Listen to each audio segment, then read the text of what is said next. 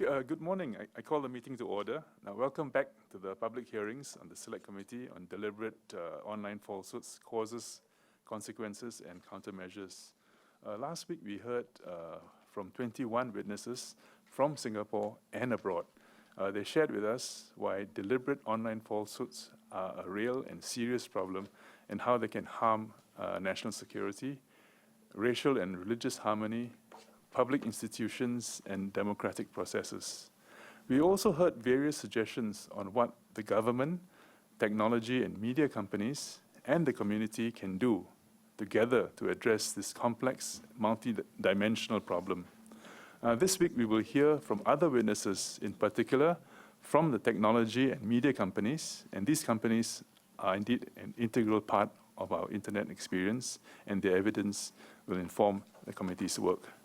May I now invite the witnesses to come forward to the witness table?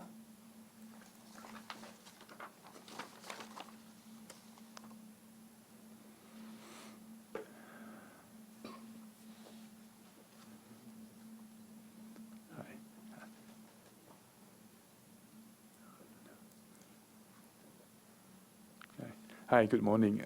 For the record, could you please state your name and the position that you hold in your organization? Sure. My name is Jennifer Yang Hui. I am Associate Research Fellow at the Center of Excellence for National Security, S. Rajaratnam School of International Studies, NTU. Thank you. The evidence that you'll be giving today before the committee will be taken on oath. If you so desire, you can take it and affirmation. The clerk will now administer the oath.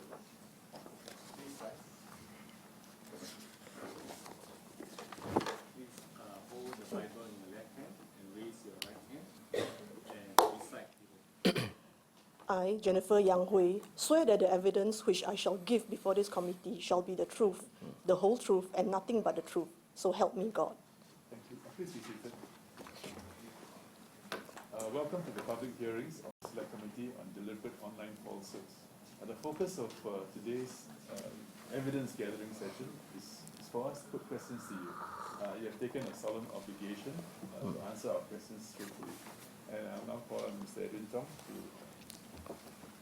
start the questions. Good morning, Ms. Yang. Thank you for coming to assist us.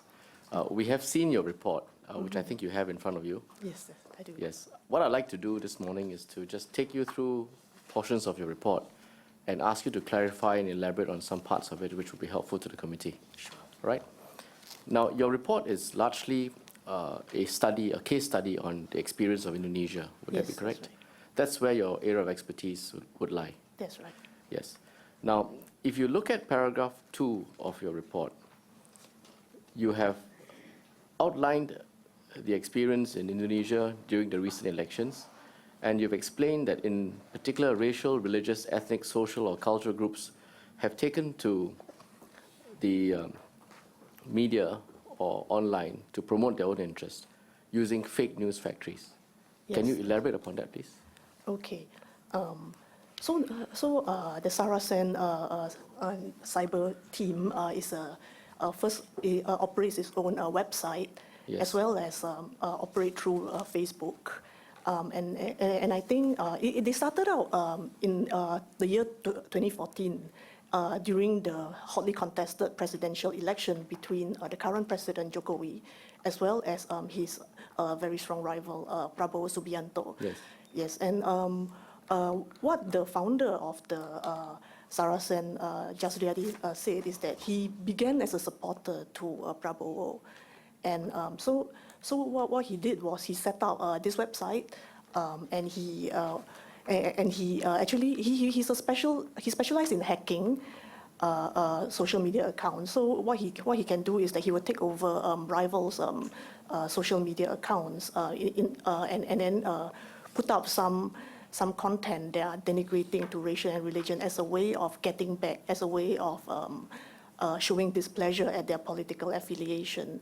And in time, what he did was he sold some of these fake accounts for some in order, and he grew to a point where he didn't know what people who bought from him wants to do with the fake account or even in some cases the real accounts anymore.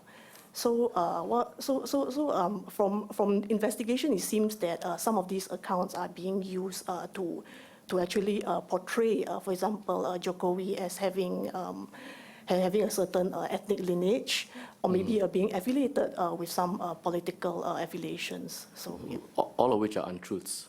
yes, all of which are untruths, And he has also, taken pains to. yes, and also verify them. untruths organized along racial, cultural, religious lines, Yes, that's right. which are designed to elicit emotive feelings of the people who then read these untruths, Yes, that's right. and ultimately designed to undermine the credibility of certain political figures. Yes, that's right. Right, thank you. If you go over the page to page 2, you mention at paragraph 5 and 6, I think you also have the American experience, Yes, paragraph 5, that's right. and at paragraph 6, you then bring it back to Indonesia. Yes. The Saracen cyber team was the entity behind the fake news factory that you just mentioned earlier, correct? Yes, that's right. But it's actually a very complex landscape. For example, in the recent weeks, the Indonesian police cybercrime unit has discovered a WhatsApp-based syndicate, the Muslim Cyber Army. So, they are being the nerve center is actually some WhatsApp group, and of course they have got they operate through Facebook as well, and they are very strong on Twitter as well. So there's actually a very complex landscape, and Saracen is only one among those. In fact, the Indonesian police estimated that there are more, but due to operational reasons, these are probably not being released to the media at this point. Yes, I think you mentioned the recent discovery of the WhatsApp group. Yes. I think it's February 2018 that was Yes, discovered, that's right, right. very recently. And you also mentioned elsewhere in your report that to pick up on your last point, that the government in Indonesia has picked up some 600,000 odd fake sites. That was what you referred to. Yes, Can you that's right. elaborate on that? These are not actually being released to the news. So the exact details I'm not very clear. But what I understand is that if you go even to currently Facebook, you would see a lot of affiliated accounts that has to do with Muslim Cyber Army, and that in fact joining them is not exactly difficult as well, because the verification procedures are quite I must say slack probably. Yeah. So That will be this joining is on probably the why. Facebook platform Yes, that's right. or any other social media platform, And Twitter as well. and Twitter as well. Yes, and some of them do operate like Saracen, their own actual website that's open to anyone with internet access. Right. So these purveyors then go onto the social media site. People join it, and then what happens? A lot of them, well, they would post or share articles that probably interest them in the, for example, their news. Some of them are probably shared from non-mainstream websites. So in the Indonesian media landscape, a lot of the websites are being run by being run by people with different ideological leanings, and of course what they would do is to share articles that confirm their preconceived biases, yeah, and then you would see people of course commenting and then resharing, retweeting some of these content. Would to this a include larger false audience. information? Some of them, yes. Yes. And again, organized along religious, cultural, racial lines. Yes, but some of them are actually strictly political as well. Right. But with the objective to either undermine or create an impression or certain impression of the political figure. Yes, that's right. Right. At paragraph 7, still at page 2 of your report, you outline 3 ways in which such information or such a phenomenon can be dealt with. Just very quickly, you say that disinformation campaigns is a national security issue. Just pausing there for a minute, that's what you've been speaking about previously. right? National security issues would include questions of information undermining political figures, or where you purvey information which tries to divide people on social, political, religious, or cultural fault lines. Yes, Would that be that's right? Yes, that's right. And for that, you say that they deserve the full attention in terms of national security. Sorry, maybe I'll, to clarify this point, when when I refer to the disinformation campaigns, because I think in the previous paragraph, I believe it's, Paragraph 6, politically motivated domestic misinformation campaigns. yes, that's right, because I think you have referred to an RSIS report where we look at a full spectrum of how fake news can be categorized. And Right. when I speak about this information campaign in this particular sentence, I was referring more of those that originated from overseas. Yeah, so this is not exactly referring to a more domestic sort of a situation. But of course, I understand as what you are saying that whatever take place domestically that touch on a racial and religious viewpoint can sometimes become a national security Yes, issue as it well. would have the same level of impact Yes, that's right. and would therefore have to be dealt with in the same way. Yes, that's right. And it's also because, you know, the internet, as being what it is trans-jurisdictional, trans-geographic. It's possible that something originating overseas can be shared easily domestically as well. Yes, you are right. Right. So the second category, you talk about dissemination of misinformation for domestic political agenda. I think you draw that slight distinction there. And here you say that they should be liable through existing legal provisions. Yes, that's Would you just elaborate on that briefly? Yes, I'm actually drawing on the case study of Indonesia, where they have tried to deal with it through existing criminal law, as well as issuing a circular to the police as to identify what hate speech entails in their operational domains. So, I think there are. I'm not a legal expert by any means, but this is what I surmise, that there are possibilities as well of dealing with these sort of issues through existing legal legislation. The Indonesian existing legal landscape or provisions have been recently supplemented by a series of provisions. I think you refer to that in your subsequent parts of your report as well. Yes, that's right. Are you familiar with those? No, sorry. So, but what you're referring to here would be dealing with the issue using existing legislation, meaning with the enhanced and additional legislation that has been recently passed. You mean in the Indonesian In Indonesia, case studies? yes. Yes, It I would think include so. those. Yes, that's right. And you then have a third category where you say, addressing two lines from the bottom, addressing fake news that citizens themselves share without political agenda, on the other hand, requires responses focusing on media and digital literacy. So what I gather from your paragraph here is a couple of things. First, I think one has to appreciate that there are different types of false information at different levels. And one has to have a differentiated response as well. Would That's you right. agree? Yes. And depending on the nature of the threat or the level of the disinformation, you have to have the appropriate response to deal with the threat to society. Would that be correct? Yes, that's right. And you would also need to have a differentiation in terms of the types of tools you have to deal with these. And one of the earlier witnesses said there's no silver bullet to this. You would agree? I agree. That would mean that you need a suite of remedies available to deal with each different level or different type of differentiated online information, which is false. I agree, yes. Thank you. I'd like to quickly take you to the next section of your report, where you deal with online hoax campaigns in Indonesia. I think you've touched on that already earlier, so I won't spend too much time on it.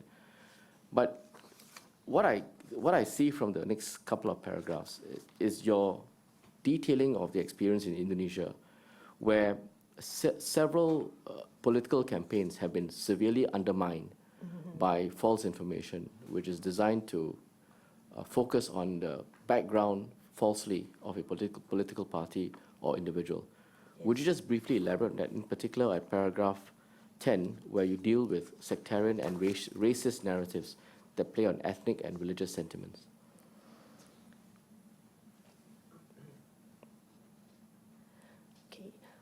as some of us are aware of, what happened? I think at this point I'll probably come back to where it all started, which has to do with Ahok's speech at the Thousand Islands that year. That there is the incident that catalyzed it all. And what happened was that it's largely argued that an edited, which is a doctored video, circulated around that brought this Yes.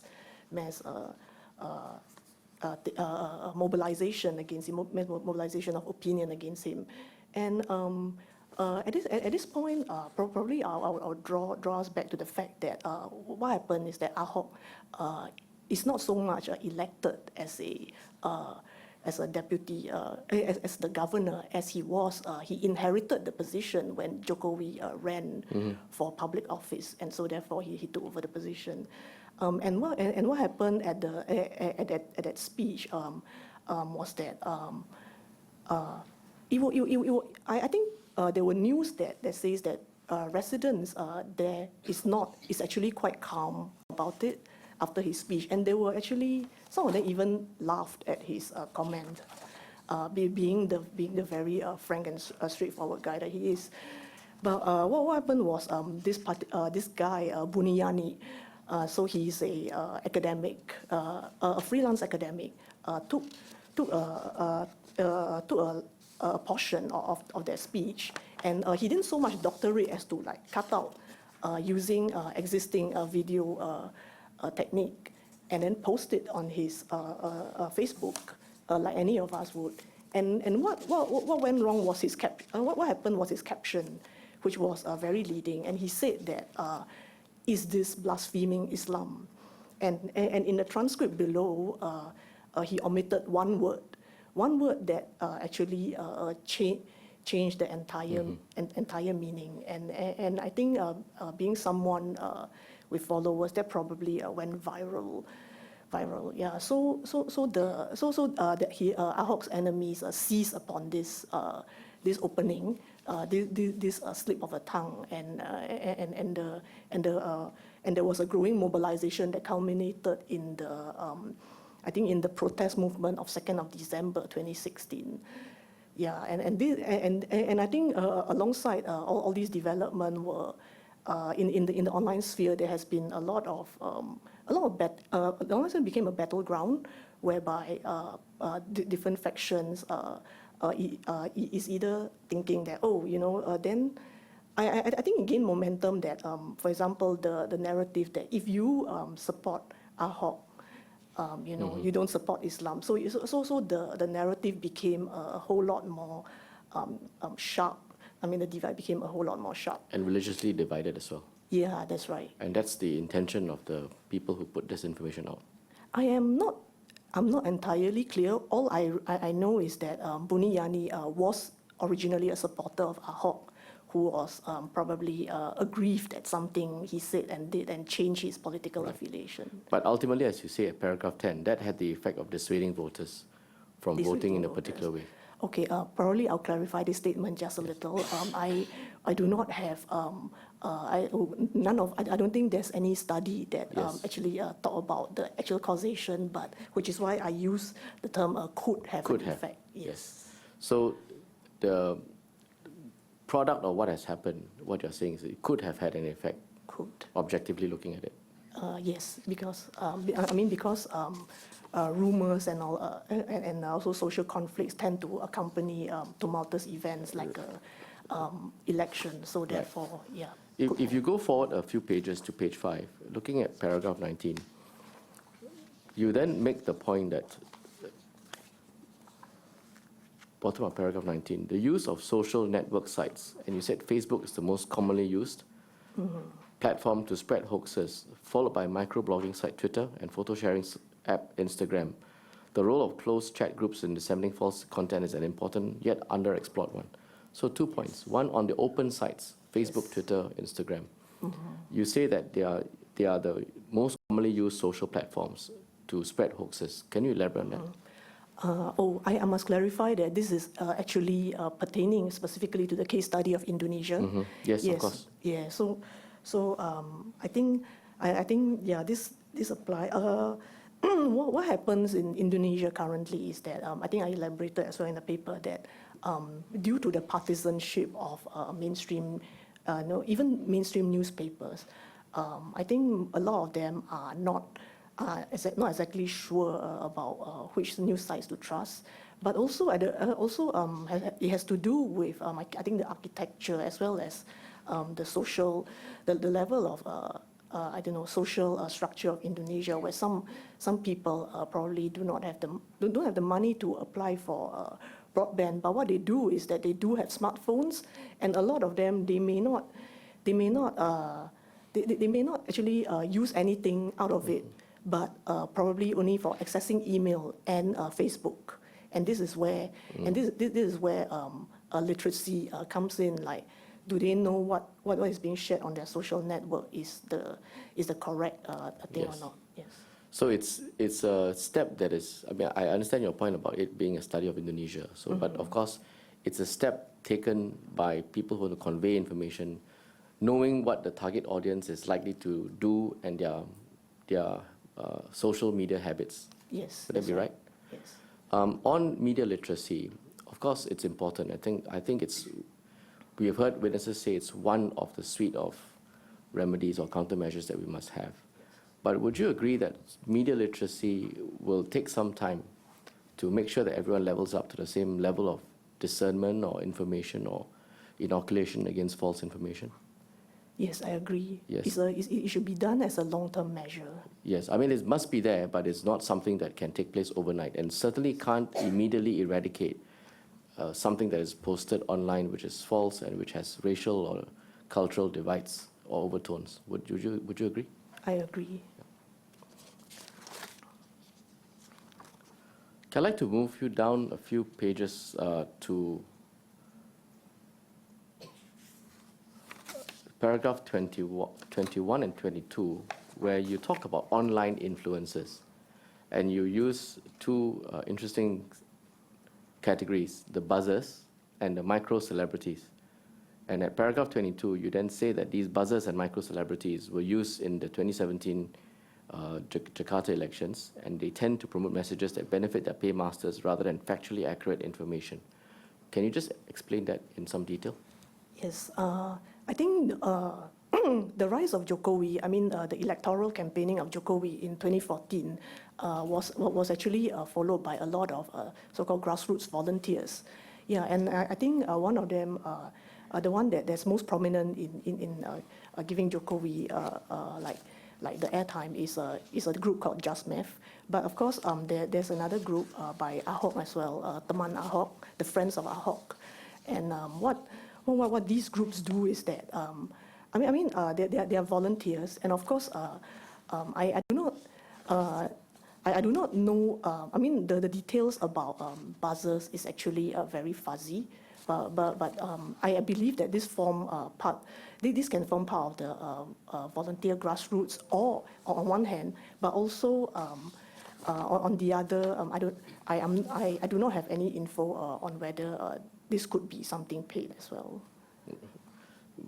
From what you say here, these buzzers are people who have large number of followers. Yes. Who then are asked to, whether paid or otherwise, tweet or repost in a certain fashion. Yes, that's right. At a certain timing. At a certain timing, and that's based on what either people who pay them or people who direct them will tell them. I believe that this is usually arranged by the campaign managers. Right, and that's obviously designed to influence a particular outcome. Yes, that's right. You go on at 23 to then say that the Indonesian Press Council has reported more than 40,000 websites claiming to be news sites, but did not register their domain with the council. And as a result, standards of journalism and postings have come down. What is this registration with the council? Can you just explain that? Yes, I think this is a body that actually oversees all registered and registered news site. And what they do is because of the issue to do with fake news, they recently had to introduce new measures. So, for example, those people, those sites that are found to be credible, they are found to consistently able to churn out accurate articles, they decided to award a barcode as a way of like assuring people who are concerned about the kind of articles that are being churned out. So if you go to their websites, you're actually able to go through page by page what some of these verified sites might be. So it's a system of registration and verification. Yes, that's right. The idea being to control, to make sure that these sites don't or are not seen to be purveying false information, Yes. or are trustworthy. Yes, that's right. Now we go into the measures that you outlined. Just very briefly, you've set this out in some detail, so I'll take you through it quickly. 4.1, paragraph 24, you talk about an agency that's set up which reports directly to the Indonesian president. That will be one measure, obviously, because it polices the online information and online hoax campaigns, Yes, that's right. right? And then at paragraph 25, you deal with also the National Police Cybercrime Unit, which has been set up since February 2017. That's another governmental measure that has been used to combat online hoax campaigns, right? Yes, that's right. 26 deals with, you set out some legislation, some relatively new, in 2016, in particular the Electronic Information and Transactions Act, which govern norms and behavior online. Yes, that's That right. would give the government some powers to deal with online information that is false. Yes, that's right. 27, we have the General Election Commission, KPU, which has a monitoring body, and they then also use the National Police to monitor regional elections for hoax campaigns. So another oversight body which looks at information online, Yes. and again would be empowered to take action should the information be false. Yes. Would that be right? Yes, that's right. You also mentioned that there is a requirement that for an election campaign that only one account from each social media platform be used. Was that effective? This is a relatively new measure. I think it's only implemented in January or February this year. So given that the simultaneous regional election will take place only in June, we have yet to see the efficacy. Okay, right. Paragraph 37, you talk about the Streisand effect. And the Streisand effect is basically if you remove something, it causes more interest in that something that's been removed. Right, so That's right. the Streisand effect applies to anything that was there and then subsequently removed, either by compulsion or by choice. Yes, right? that's right. So regardless of whether it is something that has been removed by force of law, through intervention, or by a voluntary removal, that would also have the same Streisand effect. Yes, that's right. Right. So if you take that into account as being one reason why perhaps false information should not be removed, then the counter to that would be then we just don't remove any false information, which can't be right. No, sorry, maybe I'll clarify this Yes. point. I do not mean that false information should not be Should not. removed. I think Yes. it definitely will be removed. The problem is even its removal, given the fact that how information travels online, which is probably faster than any removal process could take, so people might have a chance to do some countermeasure, for example, screenshot, or I don't I know, see. or they might have a chance of saving it somewhere. So that, which is why by the time this is removed, it would be too slow to capture the effect that's already I see, I understand. So your point is that there must be an ability to remove it, much like what the Indonesian government has done through some legislation and some bodies that we've seen. I think at some level a removal is necessary. Right. Yes. And that must also be coupled by, I suppose, active and speedy correction of the information Yes. at the same time. Yes. And then I think what you're also suggesting that in the long term, there should also be an upscaling of media literacy so that the general public can be more discerning. Yes, that's right. That's really your point about what countermeasures in the broad framework should look like. Yes, that's right. Right, thank you. Thank you, Ms. Yang. I've got no other questions, Chairman. Thank you.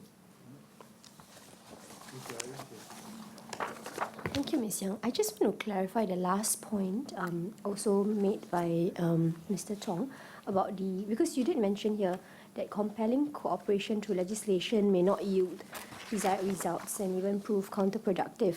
But as you were explaining earlier, you did indicate that it was necessary at some juncture to remove certain information that is wrong. So at some point, some legislation is necessary, and so calibrated legislation should be all right and in something actually necessary to counter this issue.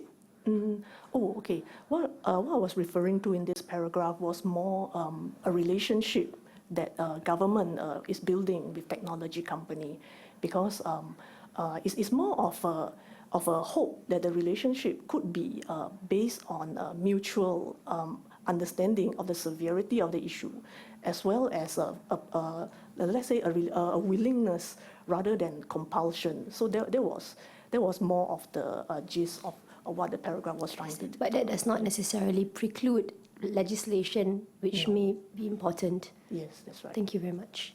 That's all. Okay, if there are no more questions, Ms. Yang Hui, would like to thank you for your contribution and participation in this committee process. We'll be sending you a transcript for today's proceedings. Please go through it. If there are any mistakes or any errors, please make corrections and send the transcript back to us.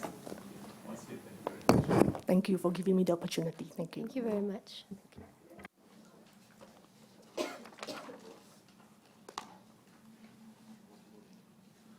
Okay, may I invite the next witness to come to the witness table, please?